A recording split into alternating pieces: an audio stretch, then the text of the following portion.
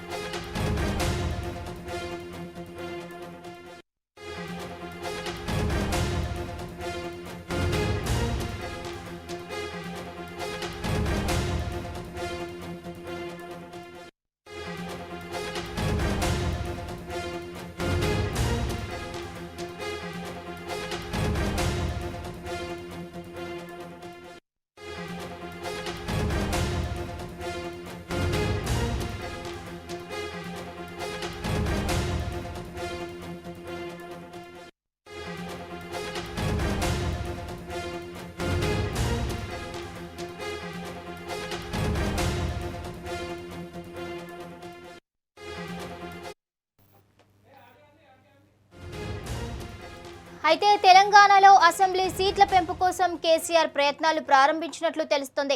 విభజన చట్టంలో అసెంబ్లీ సీట్ల పెంపు అంశం ఉందని, దీనిపై తక్షణం చర్యలు తీసుకోవాలని ఆయన కేంద్రానికి లేఖలు రాసే అవకాశం కనిపిస్తోంది. ఈ మేరకు నిపుణులతో సంప్రదింపులు జరిపారని తెలుస్తోంది. కేంద్ర ప్రభుత్వం ఇటీవల కాశ్మీర్ను 2 రాష్ట్రాలుగా చేసింది. ఇటీవలే నియోజకవర్గాల డీమిలిటేషన్ కూడా పూర్తి చేసింది. దానికి ఆమోద ముద్ర వేసి ఎన్నికలు జరిపించాల్సి ఉంది.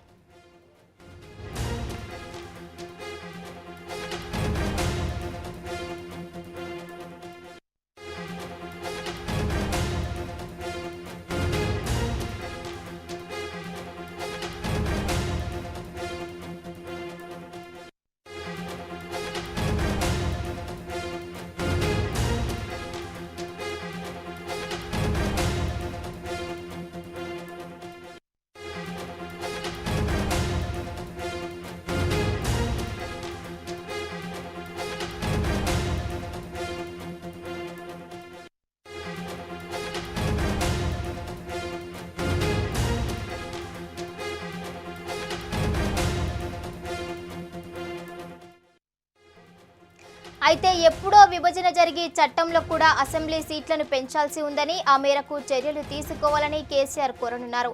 గతంలో కూడా కేసీఆర్ అసెంబ్లీ సీట్ల పెంపు కోసం ప్రయత్నాలు చేశారు, కానీ ఫలించలేదు. తర్వాత వదిలేశారు. చంద్రబాబు ప్రయత్నాలు చేస్తే ఎద్దేవా చేశారు. ఇప్పుడు ఛాన్స్ లేదని తెలిసినా మరోసారి కేసీఆర్ ప్రయత్నం చేయాలనుకోవడం ఆశ్చర్యంగా ఉంది.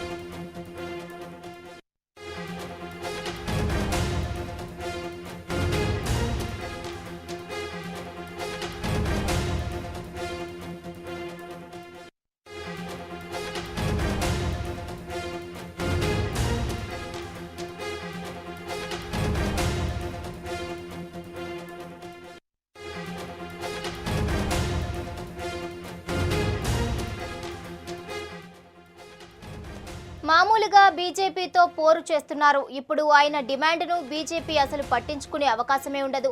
రాజకీయంగా లబ్ధి కలుగుతుందనే ఉద్దేశంతోనే కేసీఆర్ నియోజకవర్గాల పునర్విభజన అంశాన్ని తెరపైకి తెచ్చారని బీజేపీ నేతలు తేలిగ్గానే ఊహించగలరు. అలాంటప్పుడు కేసీఆర్కు లాభం కలిగేలా ఎందుకు నియోజకవర్గాల విభజన చేస్తారు? గతంలో చాలాసార్లు కేంద్రం తెలుగు రాష్ట్రాల్లో అసెంబ్లీ సీట్లను పెంచాలంటే రాజ్యాంగ సవరణ చేయాల్సి ఉందని కేంద్రం ప్రకటించింది.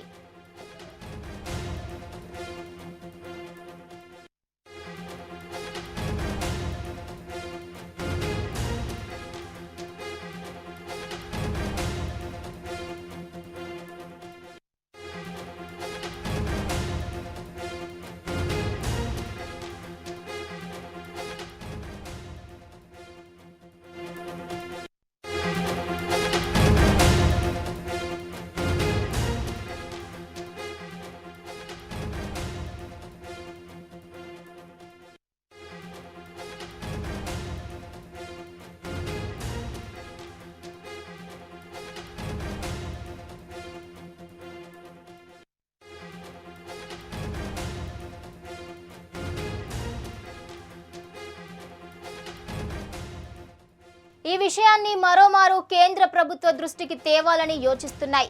ఈ మేరకు రాష్ట్ర ముఖ్యమంత్రి కేసీఆర్ ప్రధానమంత్రి నరేంద్ర మోదీకి లేఖ రాసే అవకాశం ఉందని అంటున్నాయి. కాగా కాశ్మీర్లో అసెంబ్లీ సీట్ల పెంపు ప్రతిపాదనపై కొంతమంది కోర్టుకు వెళ్లారు. దీనిపై ఈ నెల 13న విచారణ జరగనుంది.